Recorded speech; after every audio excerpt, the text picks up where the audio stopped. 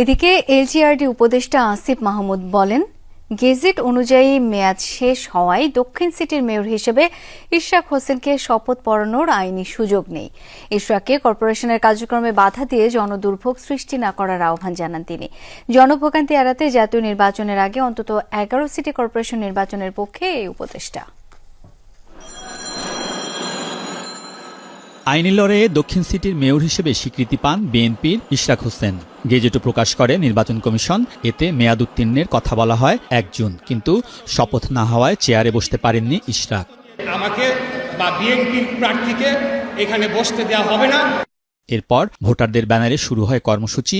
শপথ বা দায়িত্ব হস্তান্তর না হওয়ার জন্য এলজিআরডি উপদেষ্টাকে দুষছেন সমর্থকরা, যদিও ভিন্ন ব্যাখ্যা দিচ্ছেন আসিফ মাহমুদ। আইন ভঙ্গ করেছে, আমরা আইনের কিছুই বুঝি না বা মূর্খটুর্খ অনেক কিছু বলতেছে, কিন্তু আদালতের কোনো একটা রায় স্থানীয় সরকার বিভাগের কোনো করণীয় সম্পর্কে উল্লেখ নাই। গ্যাজেটের মেয়াদটা বিচারাধীন থাকা অবস্থায় হয়েছে। এটা সাবজুডিস অবস্থায় যেহেতু মেয়াদ শেষ হয়েছে, সেখানে আমাদের আসলে করণীয়। গ্যাজেটটা অকার্যকর ছিল, অকার্যকর হওয়ার 20 দিন হয়ে গেছে এবং একই সাথে সিটি কর্পোরেশনেরও মেয়াদ শেষ হয়ে গেছে। পুরোটা বিষয়ই আমার একার সিদ্ধান্তের কোনো কিছু ছিল না, যেটা আসলে প্রজেক্ট করার চেষ্টা করা হচ্ছে যে আসিফ মাহমুদ ব্যক্তিগতভাবে, সেই সুযোগটা আমার নাই। উপদেষ্টা বলেন, জাতীয় নির্বাচনের সময়সীমা নিয়ে ঐক্যমতের পর বিএনপির সাথে অন্তর্বর্তী সরকারের সম্পর্ক এখন ভালো। বিষয়টি বিবেচনা করে দক্ষিণ সিটিতে জনদুর্ভোগ আর না বাড়াতে আহ্বান জানিয়েছেন তিনি। আপনার বাসা থেকে যদি প্রতিদিন কেউ ময়লাটা না উঠায়, আপনার জীবন দুর্বিষহ হয়ে যাবে। এই দৈনন্দিন কার্যক্রম যদি কোনো কারণে ব্যাহত হয়, এই মন্ত্রণালয়ের দায়িত্বে থাকা অবস্থায় এটা আমার জন্য একটা ফেলিওর হিসেবে অন্তর্বর্তীকালীন সরকারের জন্য সিটি কর্পোরেশন তালাবদ্ধ করা, আপনারা জানেন এটা সরকারি কাজে বাধা, এবং আমাদের অফিসারদেরকে কাজ করতে বাধা দেওয়া, এটাও একটা ক্রিমিনাল অফেন্স।